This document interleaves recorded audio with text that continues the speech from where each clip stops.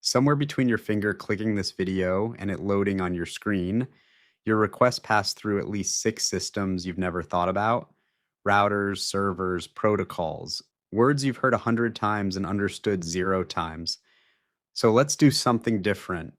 Instead of a list of definitions, let's follow one click, yours, right now. And by the end, every one of those words is going to make sense because you'll have watched it happen. Here's the part nobody tells you: your device is basically clueless. It doesn't know where YouTube is, it doesn't know where anything is. All it knows is one nearby helper. It can ask for directions: your router. Think of your router as the front desk of your house. Every device you own, phone, laptop, smart speaker, checks in with it before doing anything online. So when you type a website name, how does that turn into an actual destination somewhere on Earth? Every device connected to the internet has an IP address, a numeric label like a street address, but for computers. Google.com is just a name humans can remember. Computers don't use names, they use numbers. So the first thing that happens is a lookup. Your device asks a system called DNS, the domain name system. What's the actual address behind this name? DNS is essentially the internet's phone book. It takes google.com and hands back the real numeric address. Now your device knows where to send the request, but it still has to physically leave your house. That request goes from your device to your router into your modem, the device that translates your home network into a signal your internet provider can actually carry, and out to your ISP, your internet service provider. This is the company that connects your home to the wider internet in the first place. But here's the part that surprises most people: your request doesn't travel in one solid piece.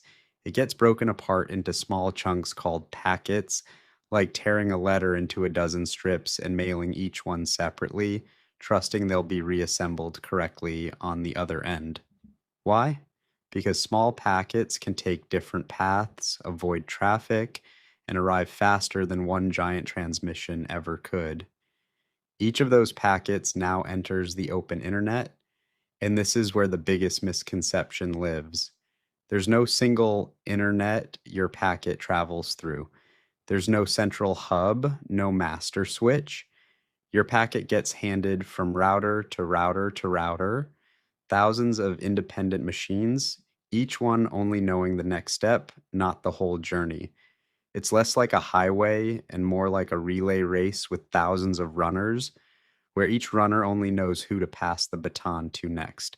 That handoff process follows agreed upon rules called protocols, the most common being TCP/IP, essentially the internet's shared language, making sure every device, everywhere packages and reads data the same way. Eventually, all those packets arrive at their destination, a server, a powerful computer somewhere in the world whose only job is to sit there, waiting, ready to respond to exactly this kind of request. The server reassembles your packets, reads what you asked for, and sends its response right back through the same kind of relay, packet by packet, router by router, until it reaches your modem, your router, and finally your screen.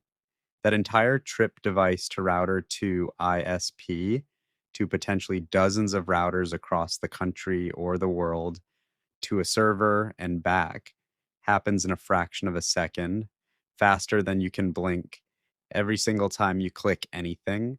So now, replay every term you've ever half understood. Your IP address is your device's real world label. DNS is the phone book that finds it. Your router is your home's front desk. Your modem translates that into a signal your ISP can carry. Your data splits into packets, follows shared rules called protocols, and gets relayed router to router with no central control until it reaches a server and comes all the way back. None of that was ever magic. It was just a very fast relay race you never got to watch. So next time your Wi Fi feels slow or a page won't load, You're not staring at a black box anymore. You know exactly what's supposed to be happening, which means you finally know where to actually look when it isn't.